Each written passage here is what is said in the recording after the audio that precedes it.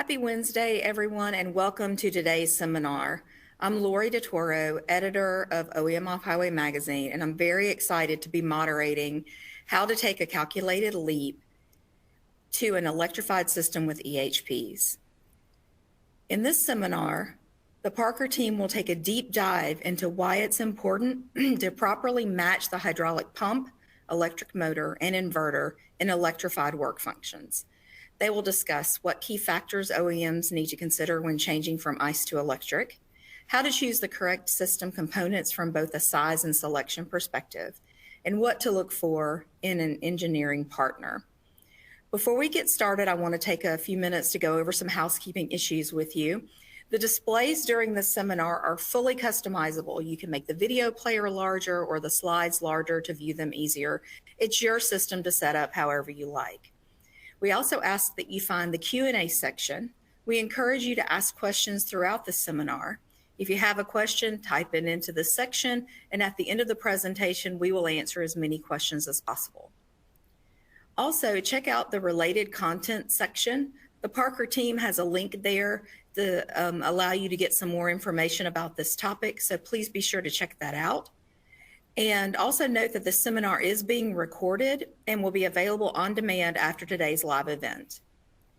Also remember, this is a live event, so when we mess up, and we will, forgive us and laugh along. And now I want to introduce our speakers. We have Andy Kaelter, Business Development Manager, Jake Larson, Innovation Project Engineer, and Kyle Myers, Project Manager for e-pumps in the Parker Hydraulic Pump and Power Systems Division. We are very happy to have you all here with us this morning, and now we're going to get started with our first question. So what do OEMs and end users need to consider when making the move from internal combustion engines to electric power for hydraulic work functions? Yeah, so first of all, I would like to thank you, Lori, and OEM Off-Highway for hosting us today. I think Kyle, Jake, and myself are all very excited to be discussing the emerging trend in electrification of hydraulic work functions. So to answer this question, I think probably the main consideration is around speed. So permanent magnet electric motors can run at much higher speeds than what a hydraulic pump has been subjected to in the past, typically. Plus, they can accelerate and decelerate very quickly and be turned on and off to save energy. So how do all these speed considerations affect the hydraulic component performance? Are there now cavitation concerns we need to worry about? What does this do to the life of the pump? All of these factors, these unique operating conditions, really need to be tested to assure that the system performs correctly and is going to last in your application for a long time. So what other factors should be considered that might not be immediately apparent? Yeah, thanks, Lori. I'll go ahead and take that one. So, Andy had already mentioned the speed, the acceleration, the start-stops. Some other things to take into consideration when moving from historical hydraulic systems to electrically powered ones are size. Because these systems can spin faster, you can downsize the hydraulic some. So how is that going to impact the overall size of what you're used to? Noise.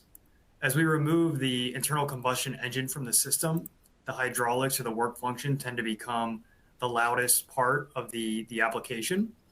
And so taking all of those into consideration, not only for minimizing noise, but also product placement inside of the cab or cabin. Cost, not only in component cost, but in total cost of ownership for the life of the product.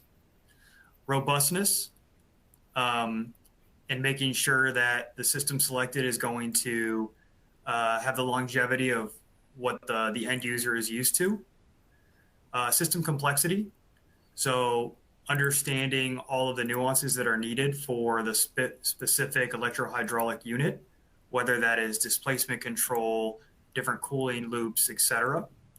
And then finally, efficiency. Hydraulic efficiency has always been a good priority when designing, but maybe not the top priority. Now with um, electro-hydraulic systems and battery power being critical, efficiency is going to become the key component when determining either battery sizing or runtime. And it's important to know that each of these have a trade-off. So while it would be nice to have the smallest, quietest, cheapest, most efficient unit, that is realistically not going to be the case. And so it is understanding when designing your system, what are the critical design criteria when selecting your electro-hydraulic unit. Thanks for that. That's awesome. So what types of hydraulic system architectures are there, and what are the pros and cons of each? Yeah, Lori, I can take that. I think a good way to start off with is to show something that a lot of the viewers might be pretty familiar with today. And that would be just a current state review of an internal combustion engine powered centralized architecture. So this example is an excavator, but it could take place among any agricultural or any off-highway system that has a work function that's doing something besides just moving the device, the machine around the job site.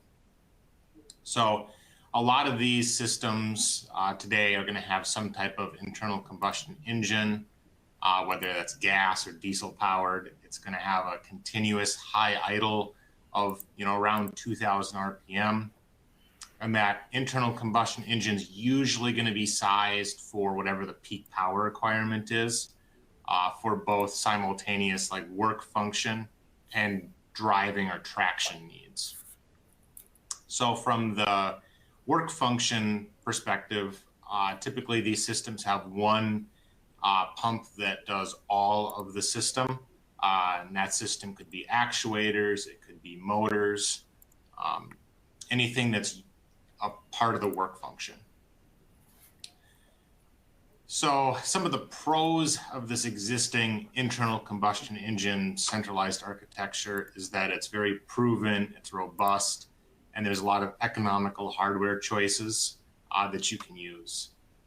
It's been very relatively unchanged for a number of decades, so the user and the OEM is pretty familiar with a lot of the systems in here.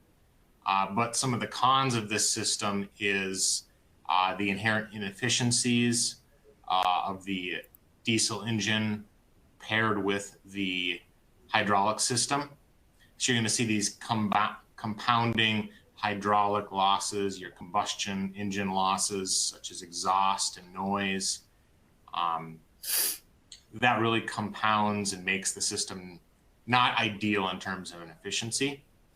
And also you have things like government regulations that are coming through that are really driving the need to move to a carbon-free energy source, which electric is a really interesting and growing part of the industry.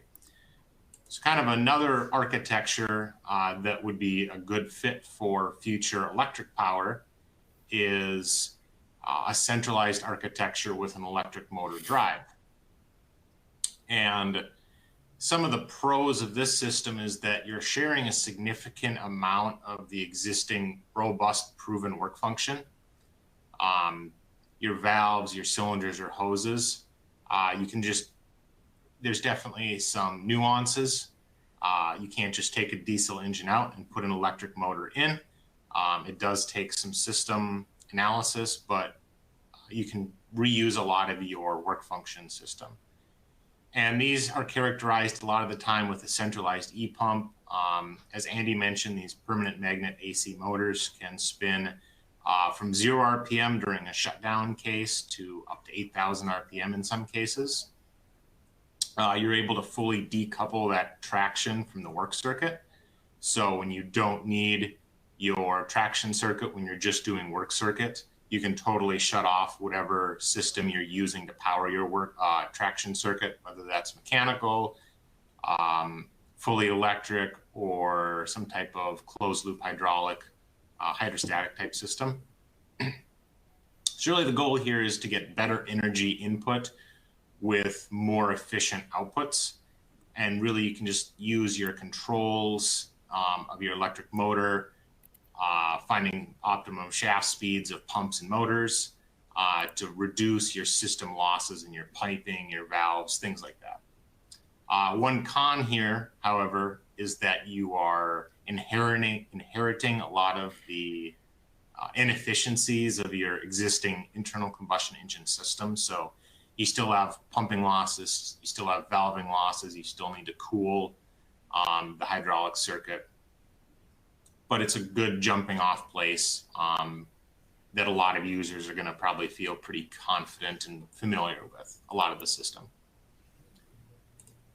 So another architecture would be kind of an optimal state moving forward. And this is, again, electric powered, but you're going to see a lot more of a decentralized architecture where you're going to have multiple point of use electro-hydraulic pumps, electric motors, hydraulic motors, things like that, at the actual load where you need it. And these can do things like energy regeneration. You just get better energy efficiency by reducing some of those pumping losses, some of those valve and cooling losses. You really get just better control. So the pros of this, you just get the ideal energy utilization, but the con is that there's a significant amount of hardware rework that you as the OEM are likely going to have to consider. And it's a controls challenge, being able to individually turn on and off electro-hydraulic actuators or pumps at each load is going to present a significant learning for everyone involved. So kind of a high-level wrap-up here. Really, there's a staged transition that you can take if you're in a current internal combustion system and want to move towards an optimal state. There's various product use cases that can land somewhere on the spectrum from a existing internal combustion system on the left to a fully decentralized electric powered point of use system on the right, just due to cost concerns, efficiency, all those constraints that Kyle talked about. Those all factor into where on this map that you might want to land, just based on the product requirements. That was a lot of really great information. Thank you. Why would a decentralized system be more advantageous? Yeah, I can kind of follow up and give a little more detail on that system. So the decentralized system really allows you to kind of shed some of those inefficiencies of the existing internal combustion system. It really allows your point of use power and each component to be optimized for whatever that it's doing versus kind of sharing or lumping together requirements into one pump.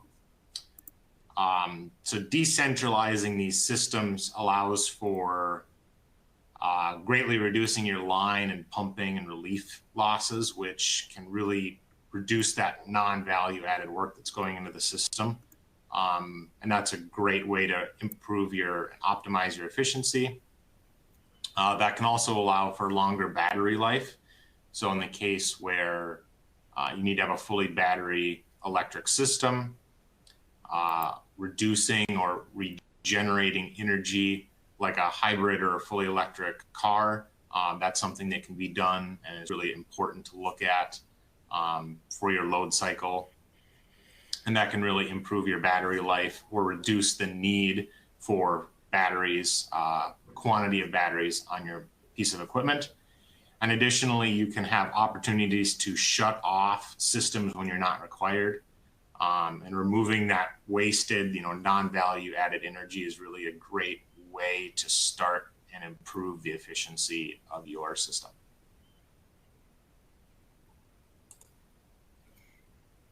Great, thank you. So guys, we have a poll that we would love for you to answer. We're going to let you have about 30 seconds to get your answers in. So please answer this as quickly as you can. How many of you are in the process of migrating to an electric system? You are actively pursuing, researching, or have no plans at this time? So would love for you guys to answer. And we have a small amount who have answered so far, so we're going to give you a little more time. This will help our presenters kind of customize their answers to help you understand help them understand what you're doing and what you're not. So we've got about half of you who've answered, so we'll give it another minute. Well, not a minute, a few seconds. Okay, we have more than half in, so we'll go ahead and see what our results are. This is good. So how many of you are in the process of migrating to electric? 36% are actively pursuing, 49 researching, and about 15 to 16% don't have plans at this time. Does this kind of match what you guys from Parker have been thinking that people are doing? Anyone can jump in and answer.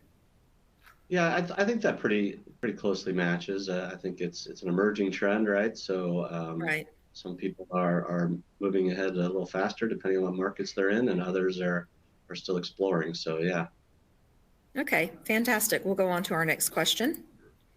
So when making this transition, what equipment size and selection data is needed? Yeah, so for those of us who have been around hydraulics for a long time, such as myself, it's pretty comforting to know that it's pretty much just like any other hydraulic application.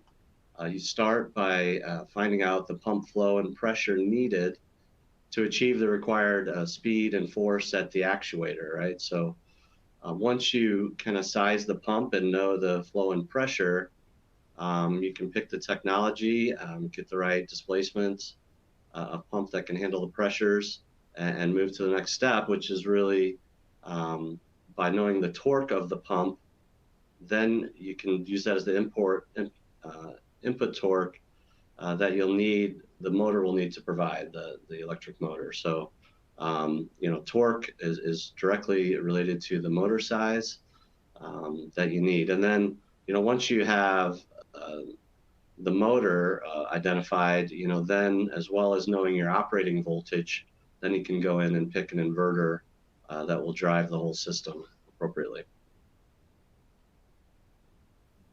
Fantastic. So what do you need to know about the application and its priorities?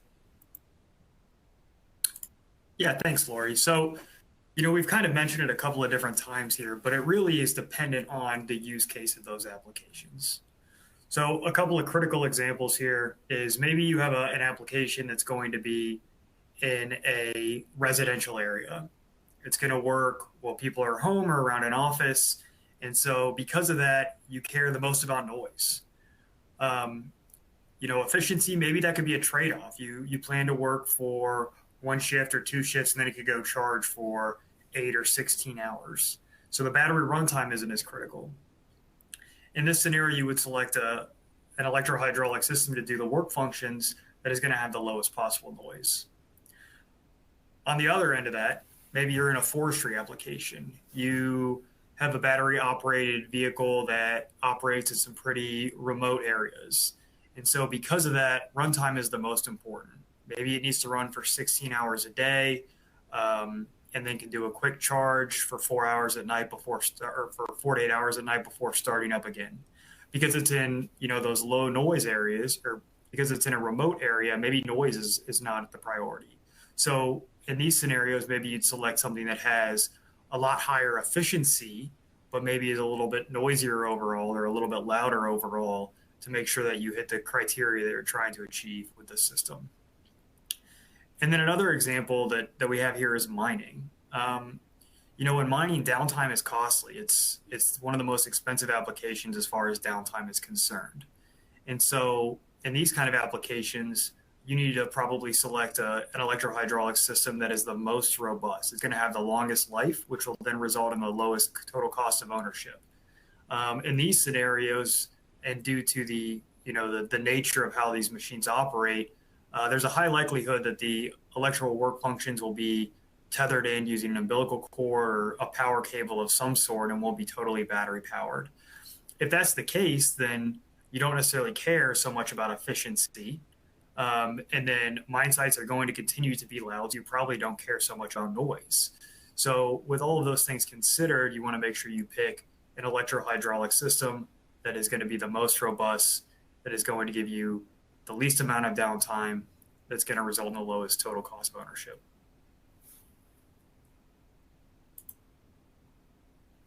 Fantastic. So we have another poll that we would like for you to answer. What is your top priority when selecting an electro-hydraulic work function? Is your top priority size, noise, cost, robustness, system complexity, or efficiency? And again, we'll give you about 30 seconds to answer. So please take a look at the poll and let us know what you think is your highest priority when you're selecting equipment.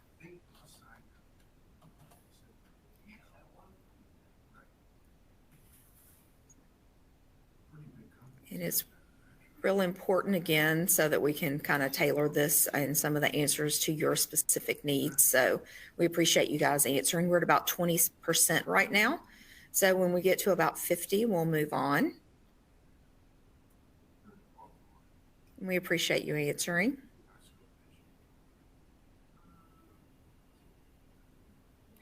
We're at about 45, so we're very close. Okay, guys, we're going to go ahead and move forward and show the results. We are at 50. So, okay, so it looks like the top answer is 31% efficiency. And then I'll just go from top to bottom. Size is about 4%, noise is 2%, cost is about 30%, and robustness is 21%, and system complexity is 10.5%. So thank you guys so much for answering the poll. And we will move on to our next question. So if the speed of a motor can be varied, what is the purpose of a variable displacement pump? Yeah, thanks, Lori. So first, I kind of want to touch on the poll question there and highlight the thank you to the audience for answering. And I think it's great to know from the engineering side, for example, we've heard from certain OEMs that noise is critical. However, from those of you that answered, it showed that maybe it's not as critical as some of the other characteristics. So great learning all around. If the speed of the motor can be varied, what is the purpose of variable displacement pump? Thank you for that question. The short answer is variable pumps connected to variable speed motors can help reduce both the battery size and the motor size. So you might ask how that happens. Well, in certain applications, ones where they operate for a majority of their duty cycle in low flow, high pressure applications, maybe it's a work holding application, let's say. They are an excellent candidate for a variable displacement pump with a variable speed motor. When you size an electro-hydraulic system, or you size the motor to accompany the pump, you need to take into account the highest pressure that it's going to hit in its duty cycle. As we know, hydraulic torque is directly related to the delta P, the pressure in which it's operating, as well as the displacement of the hydraulic unit.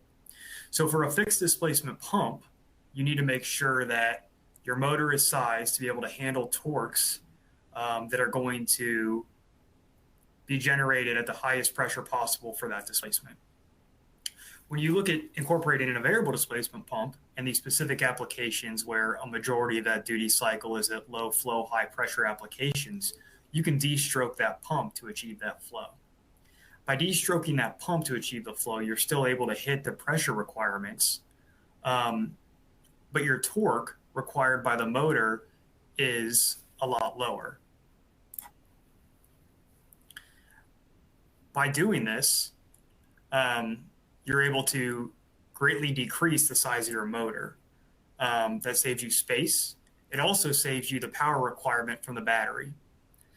That means you can either have a longer runtime with the same battery, or you could downsize the battery to save on total cost of the system.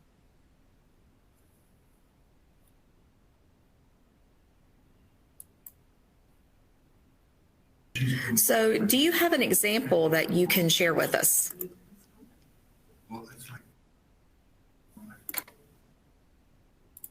Yeah, Lori, absolutely. So, kind of an example we can show is that we were contacted by a local party to help size a e-pump for a smaller excavator work circuit. And this work circuit was more focused towards an excavator that'd be used in kind of a more residential setting.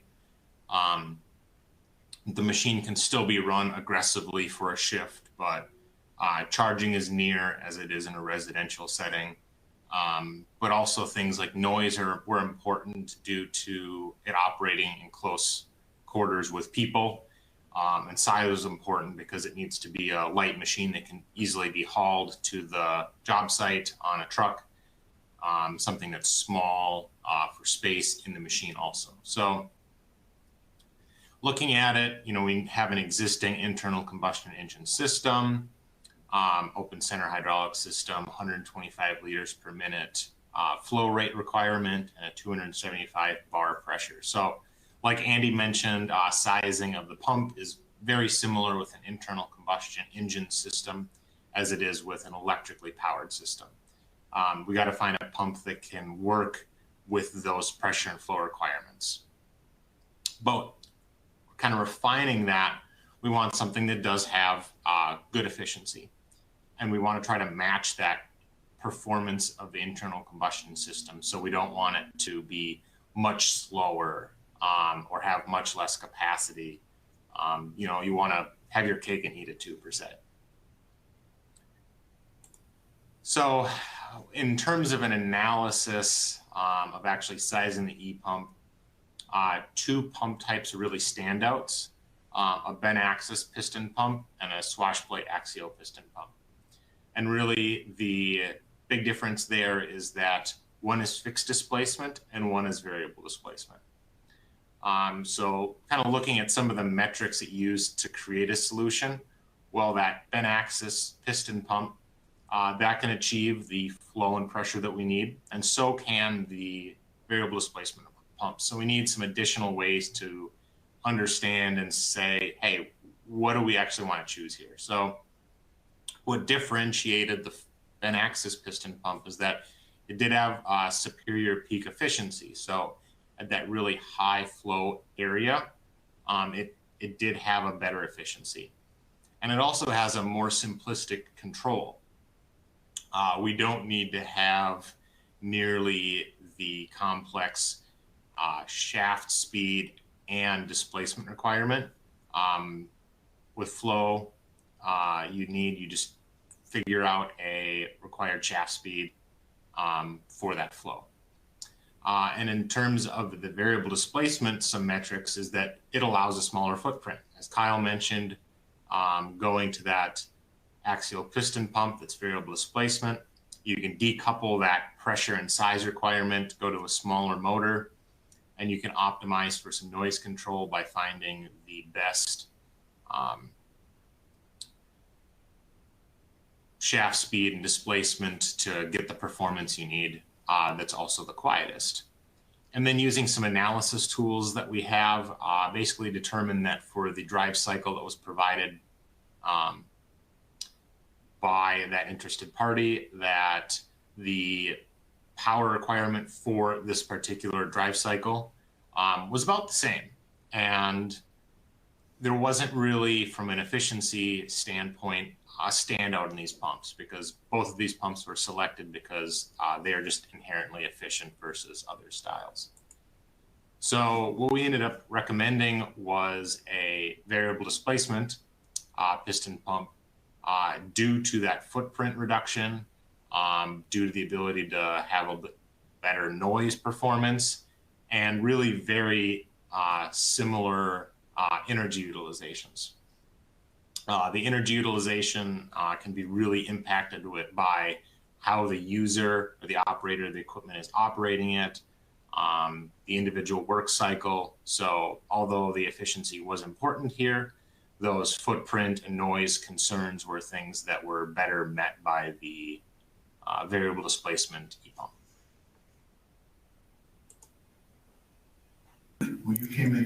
Hi guys, we have another poll for you to answer, and I want to remind you to please press submit when you answer the poll question. What area do you feel you need the most support with when migrating to an electro-hydraulic work function?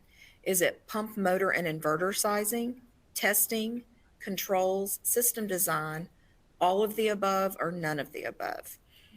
Please answer when you can and press submit. And again, we'll do about 30 seconds or so, but once we get to about 50% of the attendees answering, then we will move to the results.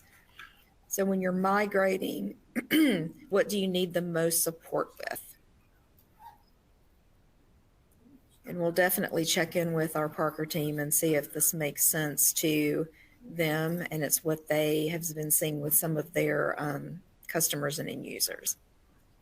We are almost at 50%. And now we are. So let's check out the results. So the most help is all of the above. So that makes it pretty simple.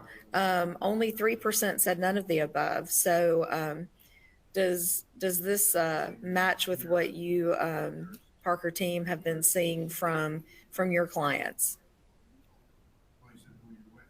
Yeah, I think so. I mean, I'm glad the answer wasn't none of the above, because this webinar might be a little boring if you didn't need any help. But yeah, I think that jives pretty closely, because again, this is an emerging trend. This is new. It's a new system architecture for a lot of people. Those of us that have worked in hydraulics a long time, the electric side's new and vice versa. So yeah, it's not surprising to see those results.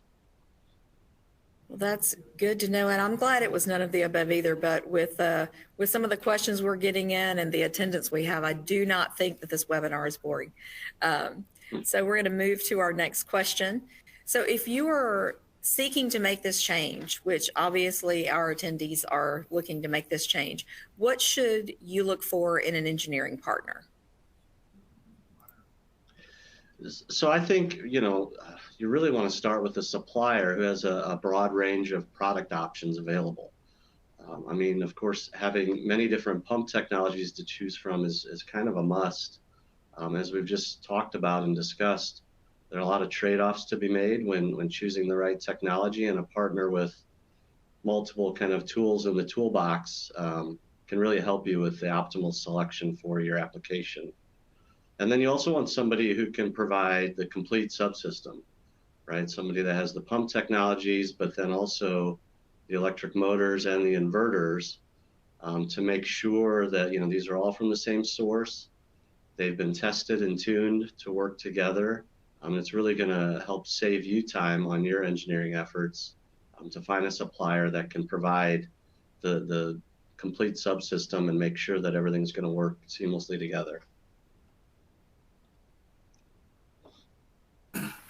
Yeah, and I mean, to piggyback a little bit off of what Andy said there, you want to make sure you have that partner that has the great breadth of technology, and then you want to go ahead and make sure that technology is designed to work together. So as we mentioned earlier, you're stepping into a new realm of possibilities with the high accelerations, the higher speed, the start-stops that the pumps are subjected to. You're stepping into a new realm as far as understanding the shock loading, et cetera, that the motors are going to be subjected to. So you want to make sure that you partner with someone who is a complete system provider with that lab testing capabilities. They can go through and test your application. They can go through and confidently say that these products are validated and are going to be able to work in your application. And then, as Jake had mentioned, talking through some of the complex algorithms that you can do to maximize peak efficiency, to reduce noise, to understand what needs done in order to get that data to work into your application so that they can run in the the critical areas where you expect them to.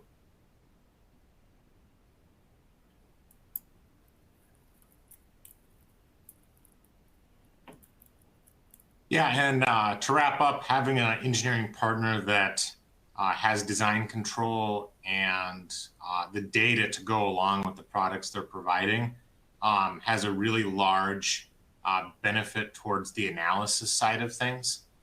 There's definitely a lot of competing technologies for motor sizes, motor types, pump sizes, pump types, and trying them with hardware isn't always going to be feasible for the OEM. So being able to do an analysis of efficiency, performance, and finding a couple feasible options is a really good start. So there's some Parker analysis tools that we have that are internal that we can help work with you as the interested party and help recommend a system. So things like being able to combine e-pump efficiency maps. So look at the efficiency of the motor, the inverter, the pump, and creating that as one for your pressures and flows. Looking at, in the case of an axial piston pump, swash plate style with an electric motor, being able to generate lookup tables for optimized displacement through the shaft speed and pressure flow ranges required.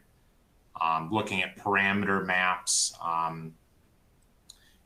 comparing energy utilizations between competing pumps, evaluating motor sizes, voltages. These are all things that are really important as the end user to know and to have an industry partner that can help work with you on those things.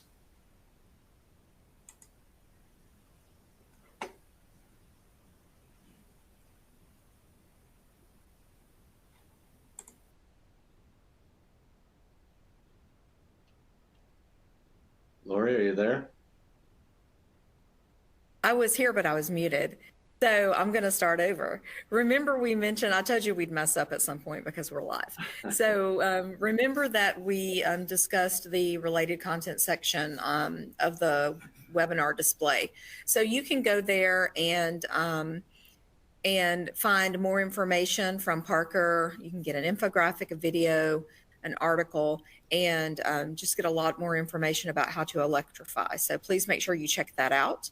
And I think that now we are ready to answer a ton of questions that we've gotten in. So let me get started with those. So our first question is, how can I get access to some of the tools you mentioned?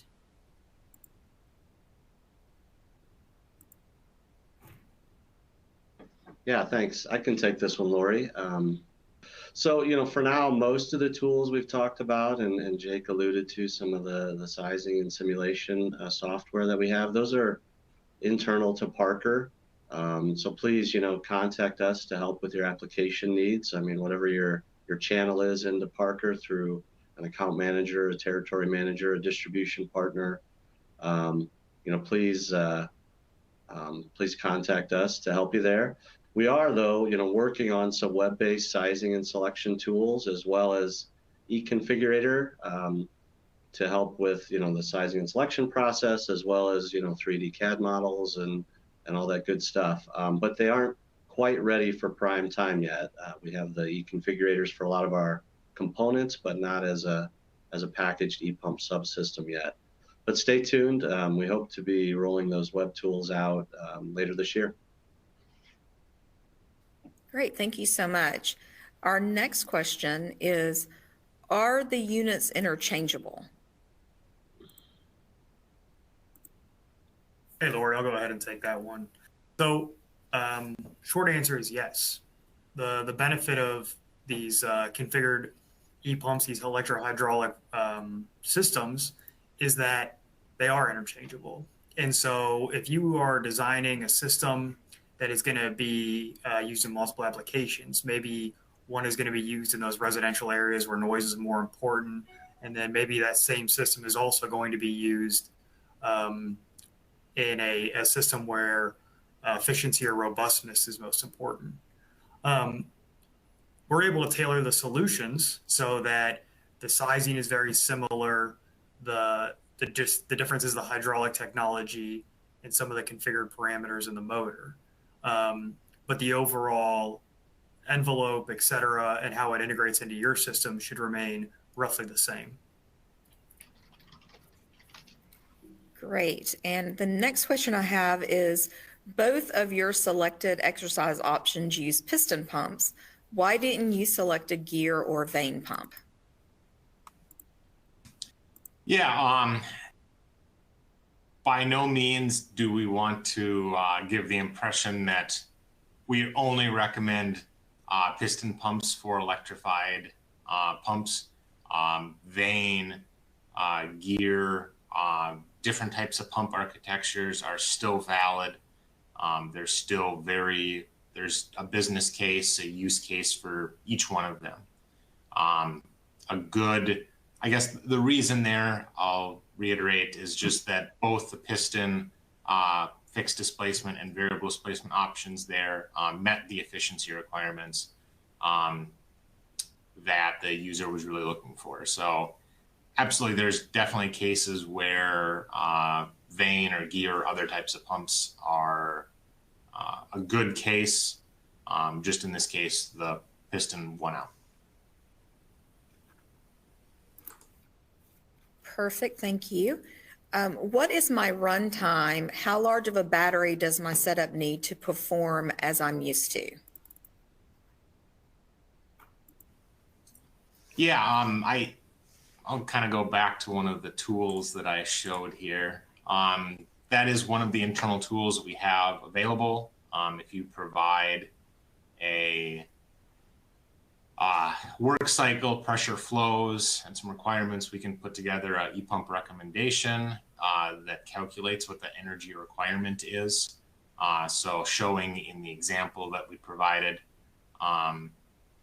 we can find out like a kilowatt hour requirement for the drive cycle that you recommend, and then that can help kind of guide what size of battery or how many kilowatts the end users as the OEMs probably going to need to do that drive cycle.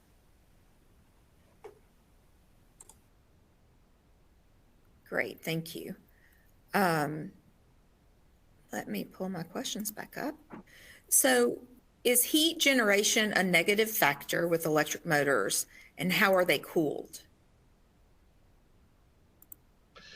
Yeah, so heat management is a very big concern with an electrified system, just as it is with an internal combustion engine, right?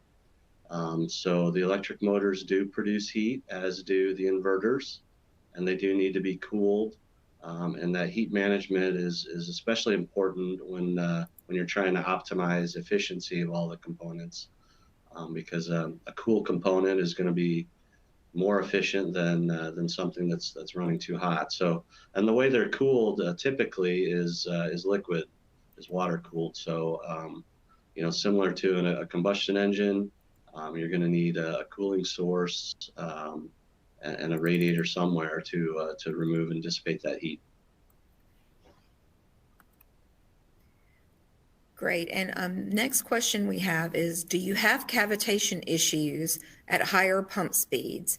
How are the pumps designed to prevent cavitation at 8,000 RPM? Yeah, Lori, I'll go ahead and answer that. So I think there needs to be some clarity up front in that no, pumps, unfortunately, at this time can't run 8,000 RPM. Maybe some of the very small aerospace applications, they do have pumps that are designed to run that fast. But generally, the size of pumps that we're discussing when talking through hydraulic work functions don't run up to 8,000 RPMs, even though the motors can. That being said, there are different things we can do to make sure that the pumps can run a little bit faster. It's not any secret to anyone who's familiar with the hydraulic circuits that you can boost the inlet. You could put your tank in a higher relation to where your pump is, et cetera. On top of that, at Parker, we're looking at making changes to the pump design entirely that allows for higher speeds without cavitation. We have some different patented technologies on our P1M products that allow the base speed to be over 3,000 RPM for some of the different frame sizes. So, it's something where electrification is a new technology, And so there's going to be design changes that come along with it. And,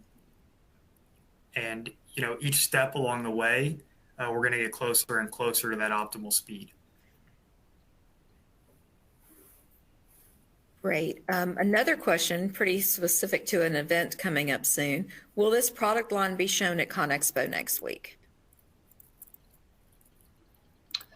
Yeah, absolutely. We're going to have a number of our e-pump products displayed there. There's going to be a lot of discussions around electrification. I mean, it is the emerging trend of this decade, quite frankly, of my career that we're all interested in seeing how this is going to play out. So there'll be a lot of information at ConExpo around this topic. There are actually some Parker presentations going on in the IFP arena. Our booth, the Parker booth, will be, I think, right as you enter the South Hall, the upstairs portion where the International Fluid Power Exposition is occurring. So we'll be there. Jake, Kyle, and myself will all be there, and happy to meet anybody, and look forward to the conversations and discussions we can have around electrification.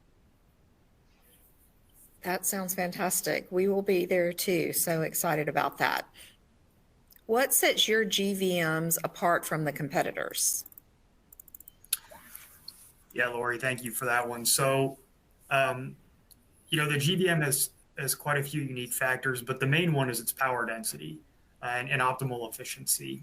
The GVM has a patented cooling technology inside that allows it to produce more power with a smaller envelope and hit higher efficiencies. So when you look at that compared to different technologies, it stands out bar none. And as we talked about multiple times in this presentation, when we talk about battery management, efficiency is really going to be the critical component that drives battery sizing or runtime. Great.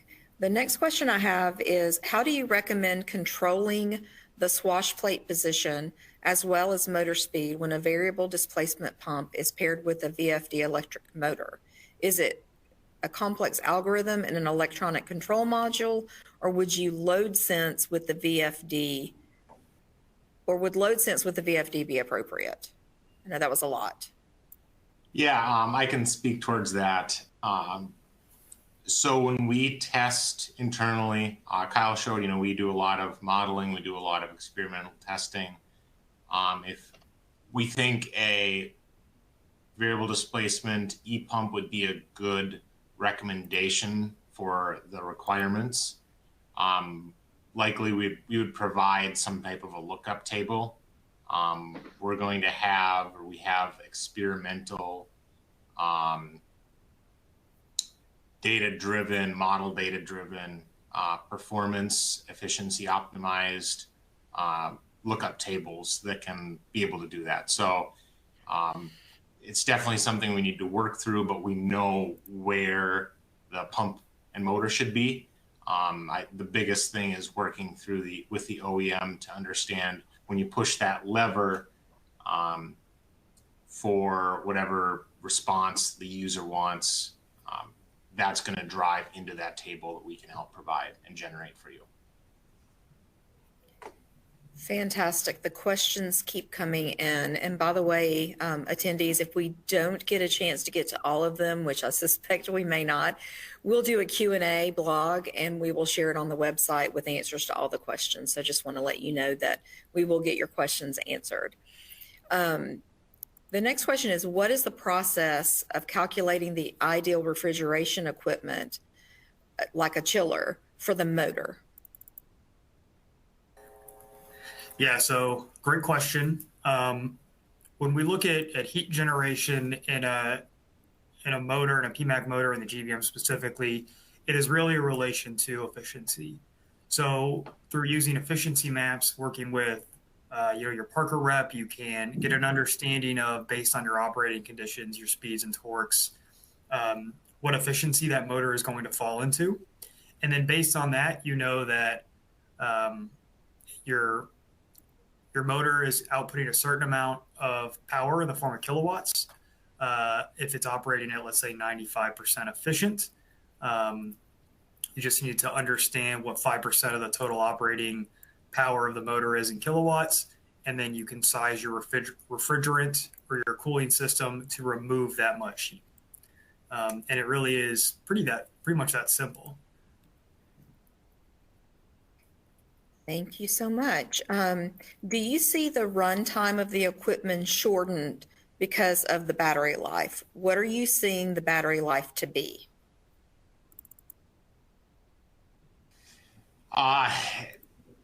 That's a very situationally dependent answer.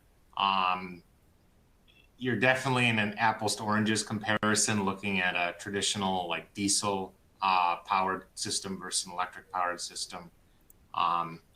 One of the big reasons why diesel, gasoline powered equipment has continued to stick around is just the power density of diesel and gasoline, and batteries aren't there. They're getting better. So if you are familiar with getting 24 hours straight operation on a diesel powered system, that's not directly comparable to an electric system.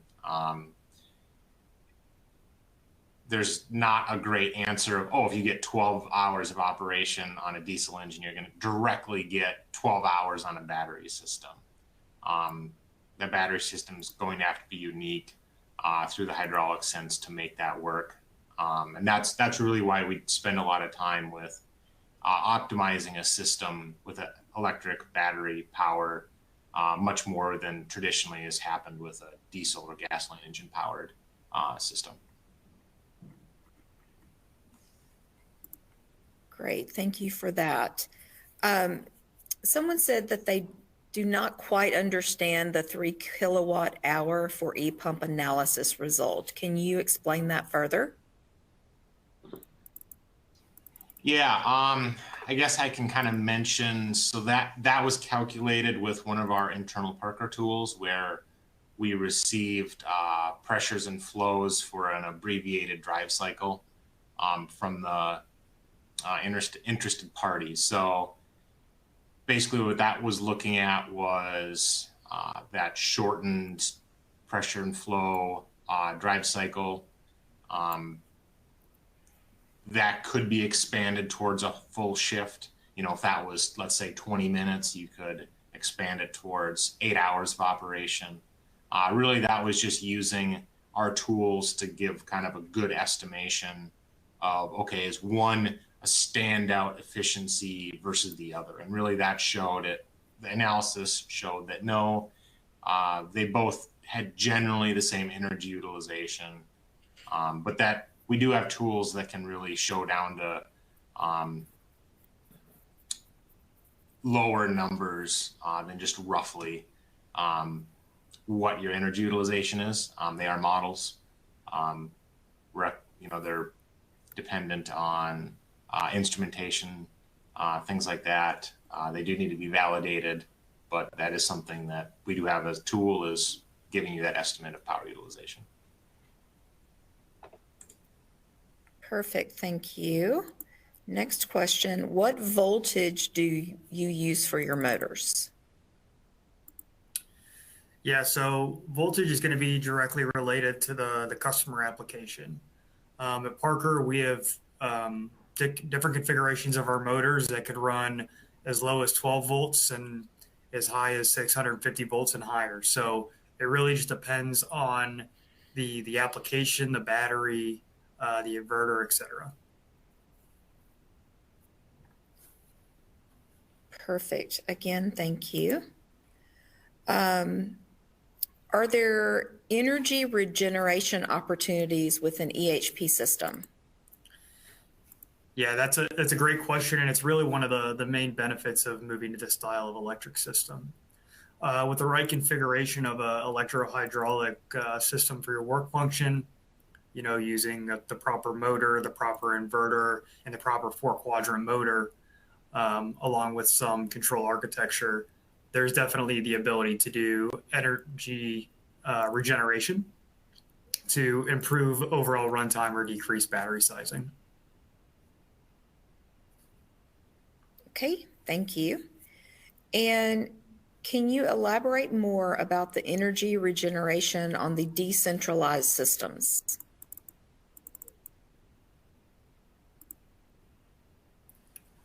Yeah, that's where you really allow, Kyle kind of spoke to about when you have a 4-quadrant pump, you can regenerate power. That's really what allows you to do energy regeneration is a 4-quadrant pump. So that is most easy to implement on a decentralized system because you're not having to supply all the loads with one pump.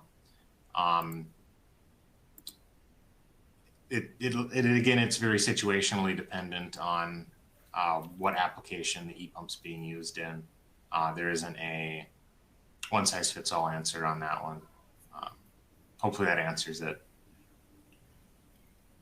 Great. And this may be our last question. We may get a couple more coming in, but what is the MOQ to qualify the product and production? Yeah, so Parker doesn't really have a minimum order quantity for this.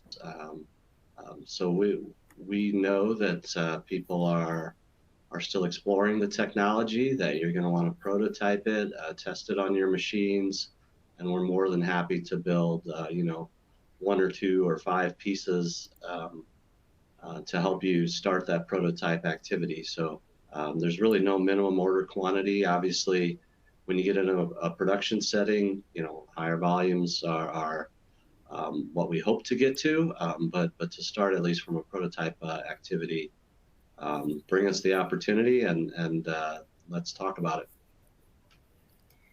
Sounds great. Well, we have had a really great presentation. Thank you so much, Parker team, for all the great information you shared today. Attendees, you were so engaged and asked so many questions, and we really appreciate your attention. Remember to check out the related content section to learn more about everything that was discussed today. And thanks again to everybody, and we look forward to seeing you all for another seminar or webinar soon. Thank you. Thank you.